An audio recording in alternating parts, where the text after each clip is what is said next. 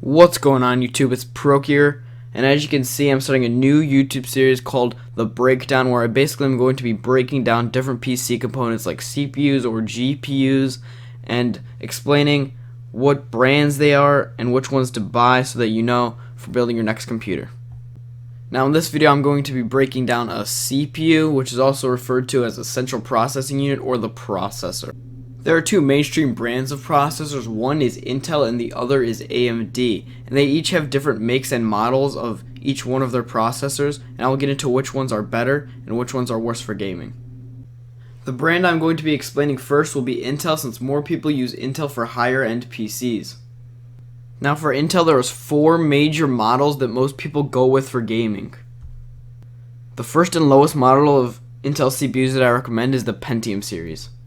The Pentium series is okay for some games, but I wouldn't suggest using it if you're trying to do some high-end gaming or trying to video edit or live stream.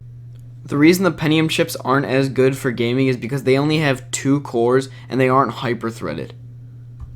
Hyper-threading is basically the CPU's way to cheat by only having 2 physical cores or 4 physical cores, but to the computer it will have double the amount of cores.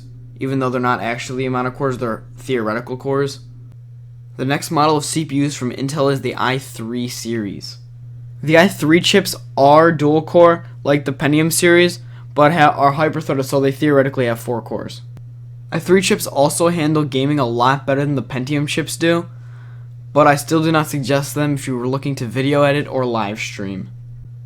The next model of Intel processors is the i5 series. The i5s come equipped with 4 physical cores but aren't hyper-threaded.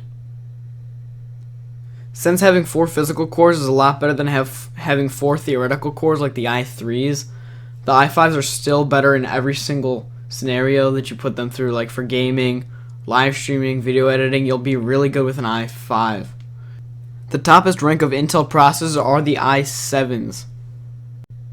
The only difference between the i5s and the i7s is that the i7s are hyper-threaded, so they have 4 theoretical cores along with their 4 physical cores. Since there isn't that much difference between the i5s and the i7s, in gaming the i5s and the i7s are very closely matched. The only time the i7 pulls ahead is in video editing or live streaming. Next up, we're going to be talking about the AMD processors, and this is where things get a lot more complicated.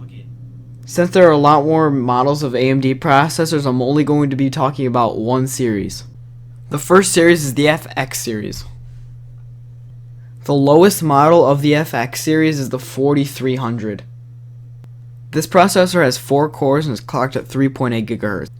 The next processor is the FX 6300, and it has 6 cores and is clocked at 3.5 GHz. One of the highest end processors from the FX series, the 8350, has 8 cores and is clocked at 4.0 GHz. As you can see, AMD processors tend to have a lot higher core count than Intel ones do. This doesn't automatically make AMD better though, since each core on an AMD processor is a lot weaker than the cores on an Intel processor. I hope this video made it a lot easier to understand CPUs. If you liked the video, like, comment, and subscribe. Bye!